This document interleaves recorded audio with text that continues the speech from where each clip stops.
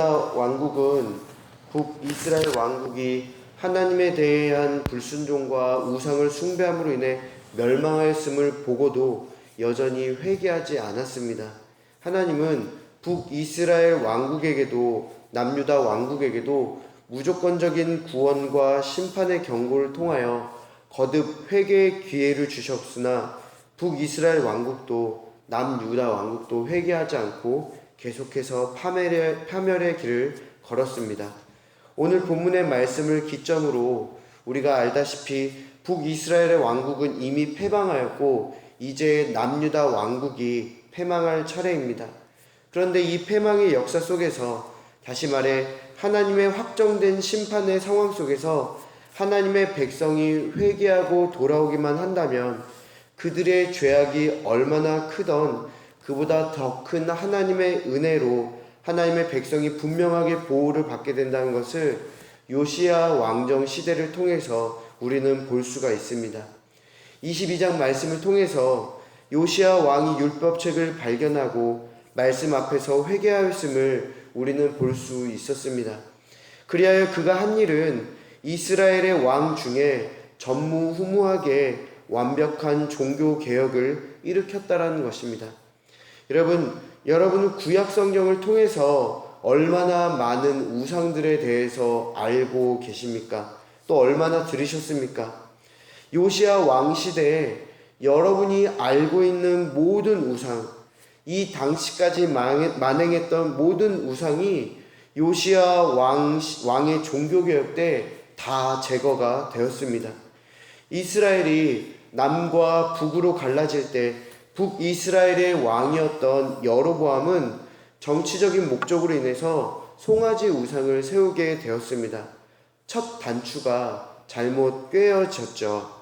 북이스라엘과 남유다는 그로 인해서 우상숭배라는 극심한 몸살을 앓게 되었습니다.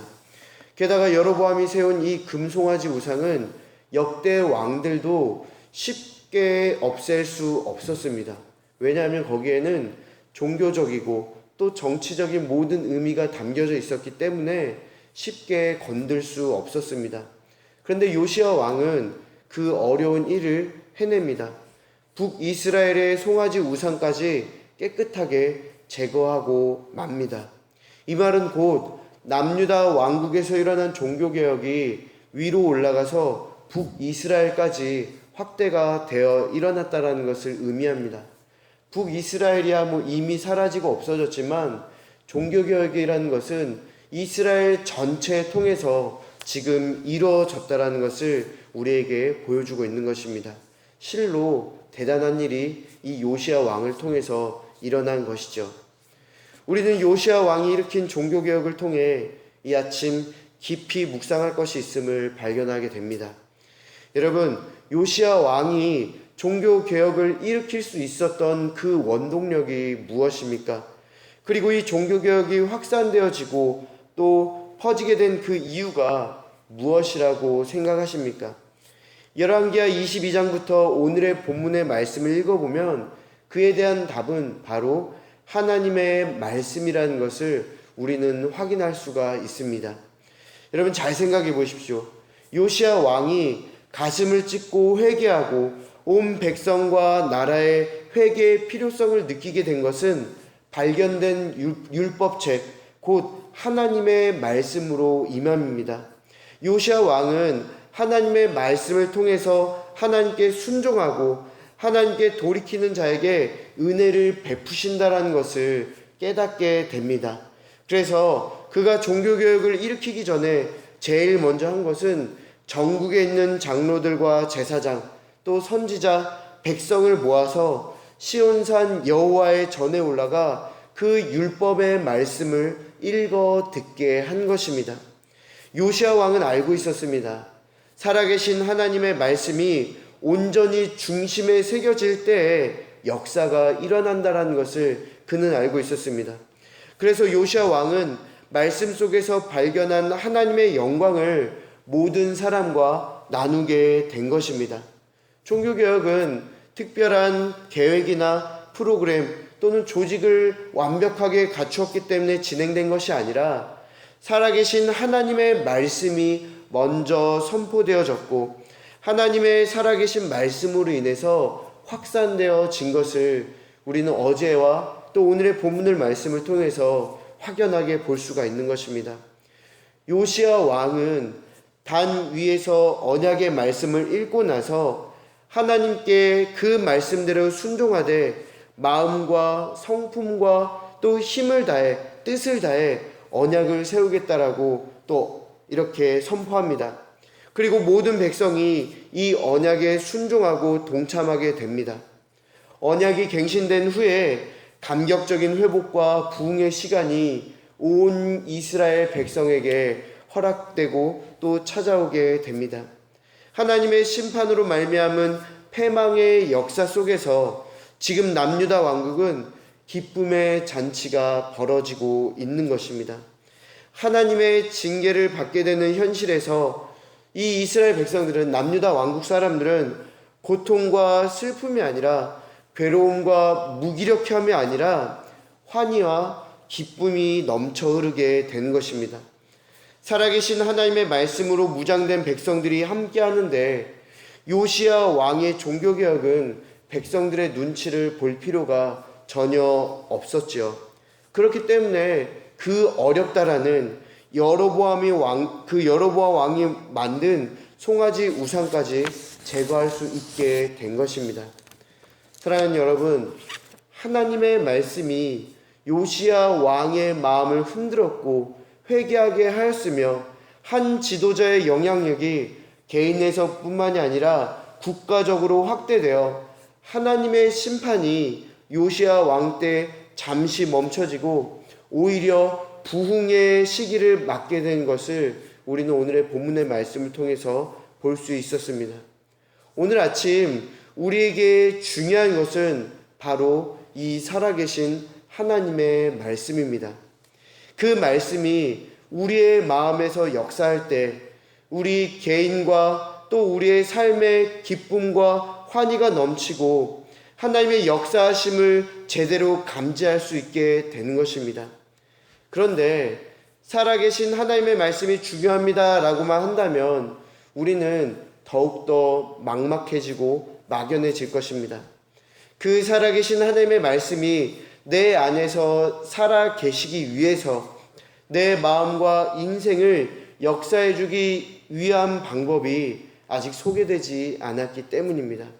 근데 이 방법 또한 아주 쉽고 간단합니다. 오늘 이 본문의 말씀에도 잘 나와 있죠. 하나님의 말씀이 여러분 안에서 여러분의 인생 속에서 살아 계시고 거룩한 일들을 경험하게 해주시고 하나님의 역사 속에서 산다는 것을 고백하게 만들어주는 것은 요시야 왕과 같이 말씀대로 순종하면 되는 것입니다. 요시야 왕이 한 일을 잘 생각해 보십시오. 말씀에 대한 온전한 순종이 그에게 있었습니다. 25절 말씀입니다. 요시야와 같이 마음을 다하며 뜻을 다하며 힘을 다하여 모세의 모든 율법을 따라 여호와께로 돌이킨 왕은 요시야 전에도 없었고 후에도 그와 같은 자가 없었더라. 요시야 왕은 이스라엘 왕 중에 전무후무하게 경건하였고 하나님의 말씀을 만족시켰던 왕이었습니다. 하나님의 마음을 만족시켰던 왕이었습니다. 하나님은 이 요시야 왕을 우리에게 소개해 주시면서 이와 같은 삶을 살라고 우리에게 안내해 주시는 것입니다. 순종하라. 하나님의 말씀에 순종하라. 그럴 때 놀라운 일을 경험하게 될 것이다.